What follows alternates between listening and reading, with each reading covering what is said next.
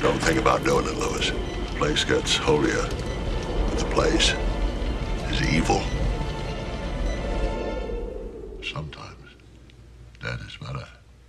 Alright, so we have a new Pet Sematary movie coming out on Paramount Plus. I kind of wanted to take the time to talk about what I think they should do, kind of in comparison to the direction that they seem to be going. Again, we don't really know a whole lot about this movie yet, but I think we can kind of tell based on some information where it's going, so we're going to talk about it.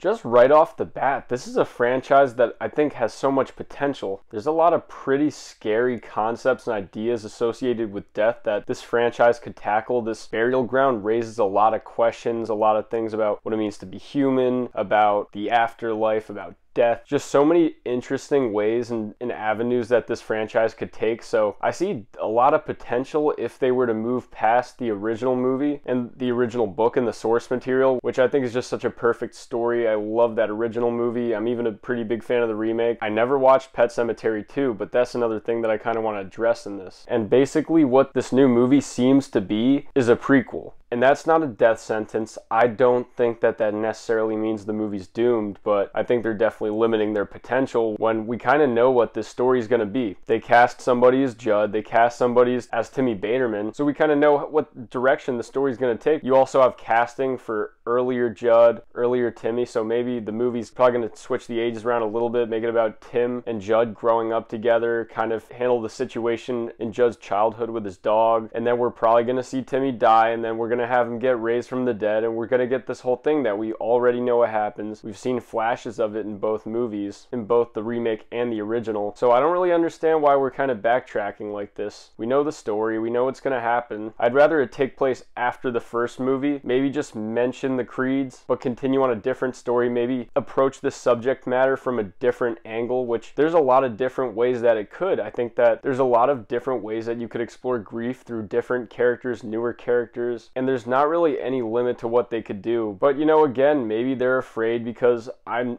pretty sure that Pet Sematary 2 is not a great movie. I haven't seen it, I can't really judge it, but it doesn't seem like a lot of people like it, and it's a movie that does move forward, does take place after the original movie, I'm assuming, and takes it in a completely different direction beyond the original source material in the book. And if that failed, a studio is going to be a little bit reticent to kind of take a similar direction, but if you get good writers, directors, actors, there's no reason that you can't make an amazing Pet Sematary sequel. No matter what, I'm excited to see what they do. I'm excited to see what they do with this prequel. I think that it definitely has potential to be a good movie, and if it's just handled well enough and has enough of a good story to just kind of link us in, and I assume it's tying to that 2019 remake, but we could have a good movie on our hands and it could explore things in a different way. But I just see a lot of potential of unpredictability in a potential sequel. If I were 100% in control, if I were the one taking things in a different direction, I would probably follow up the original 1980s movie. Maybe just have a mention of the creeds, like, oh, 30 years ago this happened, and you know, blah blah blah, just kind of a mention like that, and then just take new characters, use this concept, and then maximize it. Just tell an interesting and scary story, which